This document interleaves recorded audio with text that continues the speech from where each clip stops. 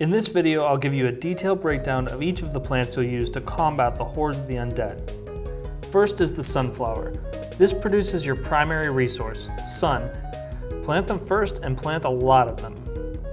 The pea shooter is your basic cannon. It shoots peas at regular intervals, doing regular damage. This is fine to use in the early levels, but is ineffective against zombies in later levels. The cherry bomb is a quick instant kill plant that will get rid of all zombies in a 3x3 radius. It's useful on tough zombies or if you don't have enough time to plant defenses in a row.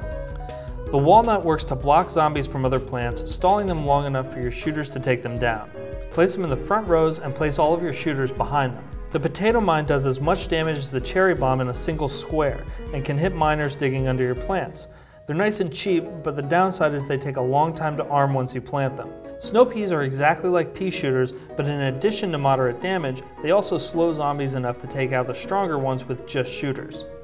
Chompers are a great instant kill plant, but they take a ridiculously long time to finish chewing zombies, so you have to be sure to protect them very well.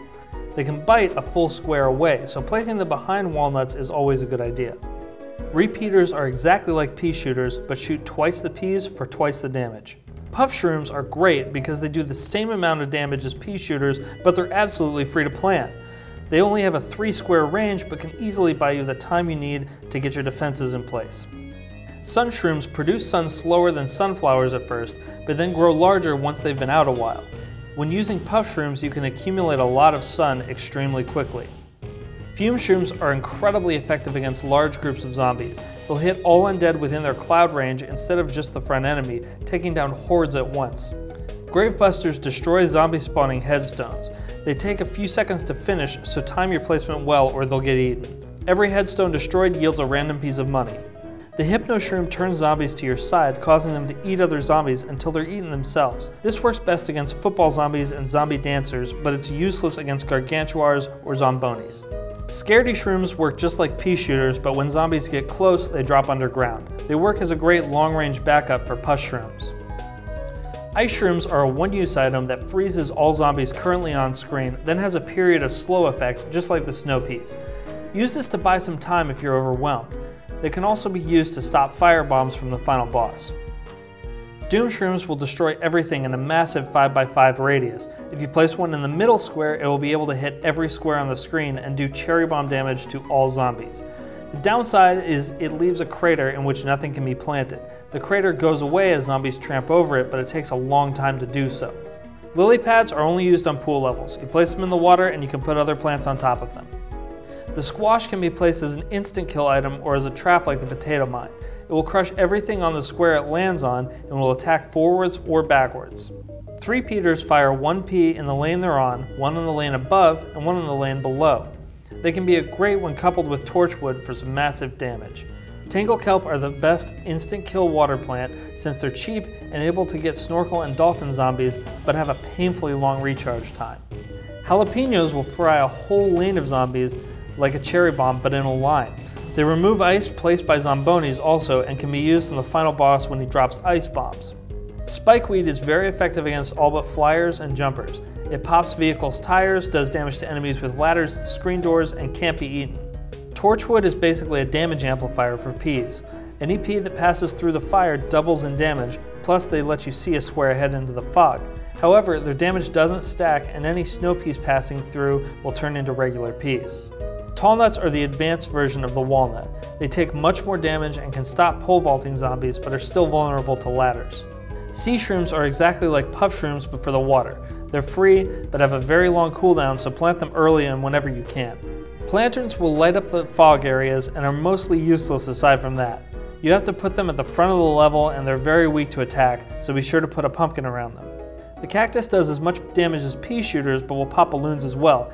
It's only effective in levels with air zombies, so don't bother picking it otherwise. Blowers will blow away fog and balloon zombies. If you have the option, pick this over the cactus because balloon zombies don't spawn often and your space is better spent on shooting plants. Split peas shoot 1 forward, 2 back. It's useful against miners, but also if anything gets past your front line. You can try and maneuver zombies behind it with garlic, but that's pretty much a waste of sunlight. The starfruit will shoot an incredible 5 shots at once, but none of them is straightforward. If you have a large group of them, they can cover a good area, but they require too much protection to be really effective.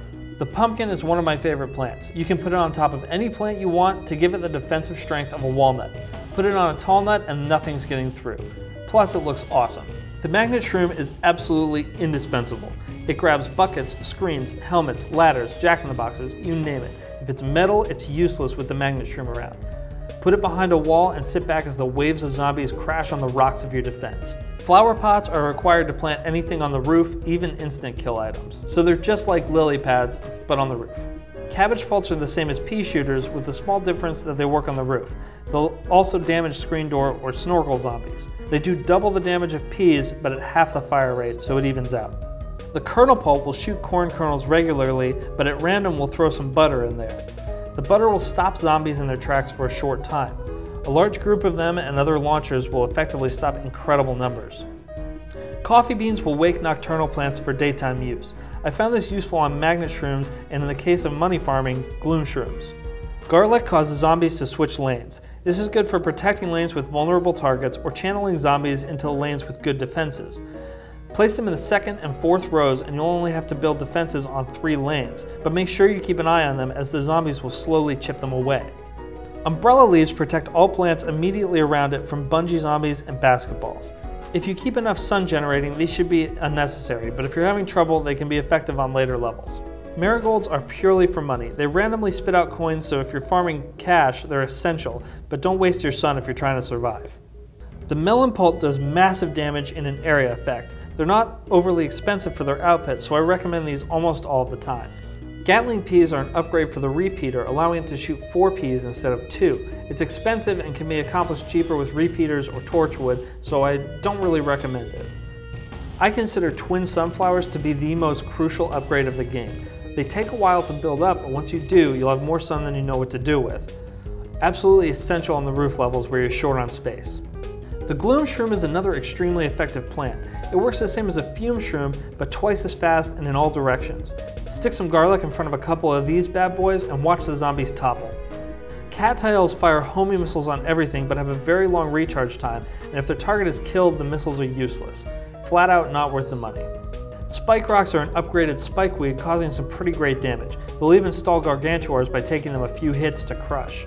The golden magnet attracts coins and gems, letting you focus on collecting sun. You have to plant it over a magnet, but it will double as a coffee bean, waking it up during the day. These are good in money farming to make sure you don't miss anything. Winter melons are absolutely catastrophic. They do huge damage and slow groups of enemies. There's no better attack plant, period. The cob launcher is basically a cherry bomb machine. It can be very effective against large groups, but takes a long time to get going. You need to plant it on 2 kernel pults, and it still costs 500 sun, so it's mostly good just for the novelty of it. The imitator copies another one of your plants. This is good on slow cooldown plants like cherry bombs or jalapenos, but takes slightly longer to plant, so be careful or it'll get eaten. Okay, I know that's a ton of information, so to sum all this up, these plants are essential. Magnet shrooms and coffee beans if you need them, tall nuts and pumpkins, winter melons, and jalapenos. Don't bother with these plants because they're a waste of sun. Gatling peas, cattails, the cactus, and the cob launcher. Have fun!